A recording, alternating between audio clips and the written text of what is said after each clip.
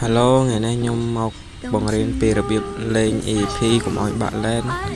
និងចូលទៅថលដំបូងយើងត្រូវតែដឹងពី hero ដែលយើងកំពុងតែលេងគឺជា hero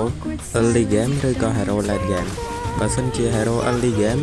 គឺយើងចូលទៅថលកាងទៅថលបានតែបើសិនជា hero យើង late game ទៅថលបើប្រឡែងបានប្រឡែងបើសិនជាគ្នាយើងផ្សេង hero ធំអញ្ចឹងក៏យើងអាចចូលបានដែរឥឡូវយើងមើល gameplay យើងវិញទៅនេះ jungle យើងចោះមក CEP គេបានមួយអញ្ចឹងថតយើងក៏ស្រួលលេងតាមនឹងដែរ early game បើសិនជាយើង CEP គេបានមួយអញ្ចឹងមានន័យថា EP គេអត់មាន level 4លេងថតទេអញ្ចឹងយើងអាចកាងថតបានស្រួលនិងមានឱកាសច្រើនក្នុងការយកថតឥឡូវយើងមើល gameplay យើងវិញទៅនេះ jungle គាត់ចូលយកថតអញ្ចឹងយើងត្រូវតែកាងថតឲ្យគាត់យើងលេង EP យើងត្រូវតែ focus លើ jungle គេគឺទៅគោ jungle គេកុំឲ្យ jungle គេស្មៃស្រួលអញ្ចឹងធ្វើឲ្យគ្នាយើងស្រួលក្នុងការយកទៅថតអញ្ចឹងទៅនេះវាយបានទៅថតហើយឈ្នះ team fight ទៀតអញ្ចឹង game យើងក៏កាន់តែស្រួលលេងតាមនឹងទៅនេះខ្ញុំគិតថាអាចស៊ីយូសងបានខ្ញុំក៏វាយតែក៏យកបានយូសងមួយហើយខ្ញុំគិតថាjungle យើងនៅចិត្តហ្នឹងខ្ញុំគិតថាវាយ2ស្មើបានហើយខ្ញុំក៏ focus លើ enemy ហើយភ្លេចមើល map jungle គាត់ rotate ទៅ C បើគាត់វិញហើយយើងក៏វាយធម្មតាអញ្ចឹងទៅតែតនេះខ្ញុំគិតថាចង់ C យីកន្សិនប៉ុន្តែ C អត់បានដំបូងខ្ញុំគិតថាអាចនឹងដកបានប៉ុន្តែ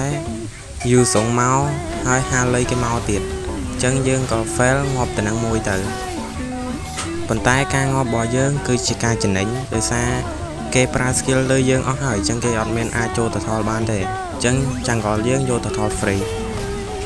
ហើយតនេះខ្ញុំជាមួយនឹង hyper ឡើងមក CEP គេបានមួយទៀតអញ្ចឹង game យើងក៏កាន់តែស្រួលលេងដោយសារយើង early game ធ្វើបានល្អកន្លែង team fight lot តនេះខ្ញុំគិតថាបើសិនជាដកហាលីបានយើងនឹងអាចស្រួលលេង lot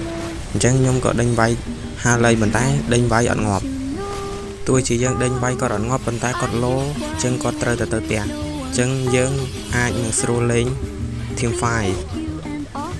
តែកន្លែងនេះ camera ចង់មក stand គ្នាយើងឲ្យគ្នាគាត់វាយប៉ុន្តែ